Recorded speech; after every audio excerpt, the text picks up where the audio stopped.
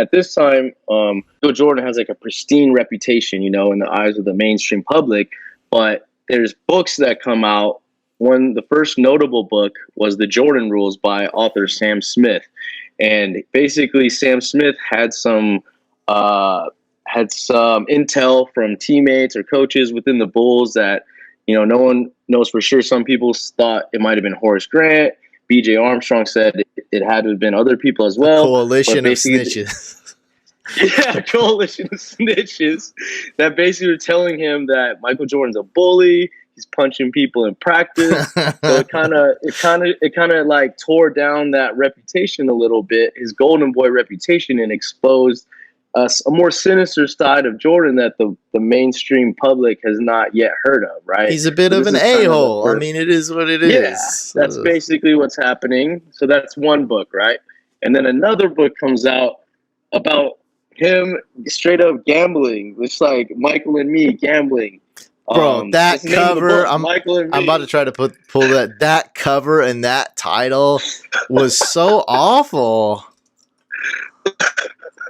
Yeah, so this guy, Richard Esquinas, I guess he's some sort of friend of Michael, but he talks about how they play cards all day, they golf all day, and at one point in the book, he mentions how Michael owed him $1.3 million from gambling, cards, and golf. So, and then he writes a book about it. So that just shows like the kind of tip of the iceberg is starting to form of this problem. But Michael can, he can overcome this. Like, it doesn't affect his play because he wins championships against the Phoenix Suns, which they show. It doesn't affect him at all. There's a Connie Chang interview. Do you see that? Yeah. Where Connie Chung. Yeah, Connie Chung. So she's interviewing like, do you have a problem, Michael? He's like, no, I don't have a gambling problem, but I have a competitive problem. And then there's another interview with Ahmad Rashad where he's wearing sunglasses. So it's kind of sketchy. Like, why are you wearing? What are you hiding? Like, why are you wearing sunglasses in an interview? Which didn't help his image during the time. So yeah, all this is coming. His fame, the pressure of winning, the gambling. It's all coming into a big head. So how he deals with it is really, what's amazing, because he still manages to just rise above and will his team to championships during all this turmoil. I'm going to add a slight point to this, a very, very small tidbit. When I was watching the Dream Team and Bad Boy Pistons documentaries a few years ago, they were saying with Chuck Daly, the coach of the Pistons and coach of the Dream Team, him and Michael in Europe, I assume it was Barcelona. Spain. They were playing golf.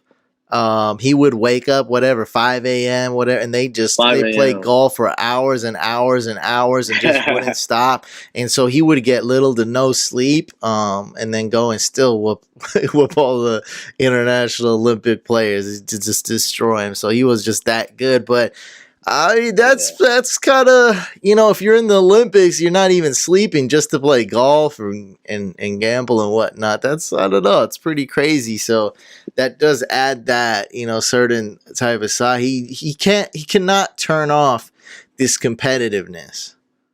Yes, that's my biggest takeaway. Like, he has a competitive fire that is just burning inside him at all times. And Magic says, like, Michael, it wasn't enough for him to just beat you at something. He had to step on your neck and kill you, like humiliate you. Like, he wouldn't just take a win.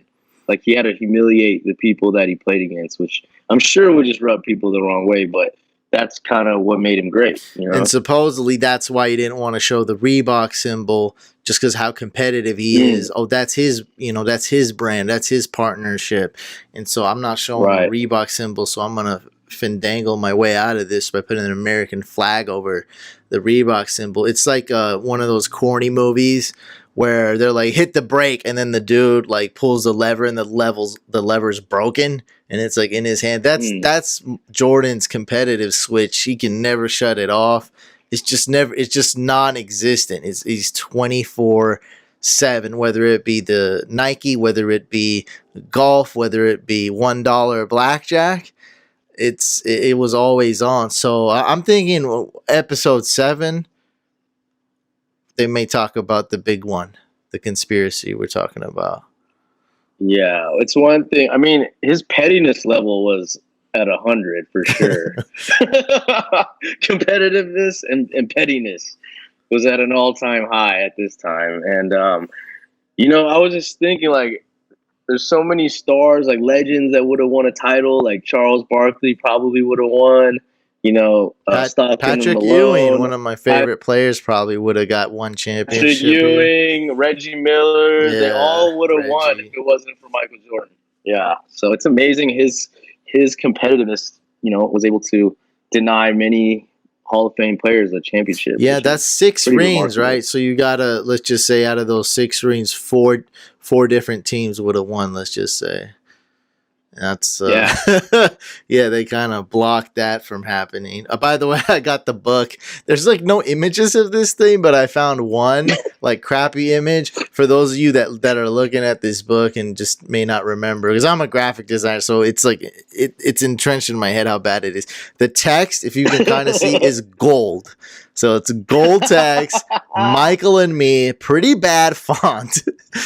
And it's 2 guys that just they look awkward together on a really cheap golf course cover, a golf course.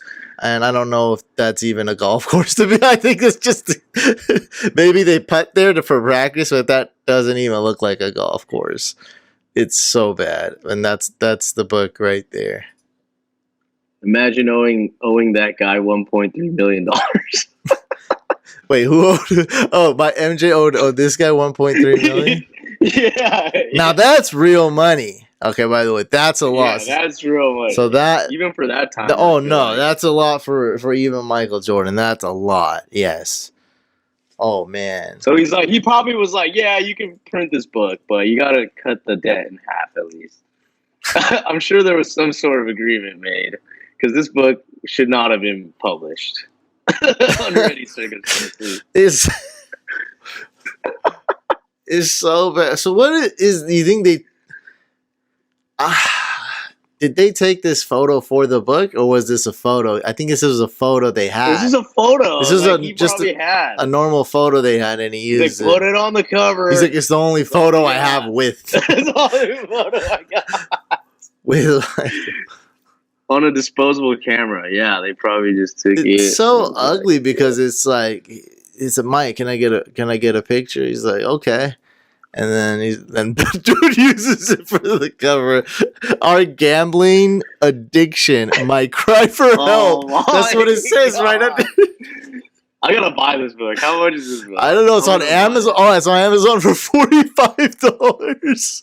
Oh, that's like an artifact. Yeah, it's not. It's like when I bought some underground albums back in the days. I mean, they're out of print, so it's like sometimes they're worth a ton of money because they don't print them no more. They print it out 1,000 or 10,000, and that's it. That label doesn't exist. I don't know who. Bro, there's like one left. It's so ugly. Michael and me are gambling addiction. ... My cry for help in gold foil text.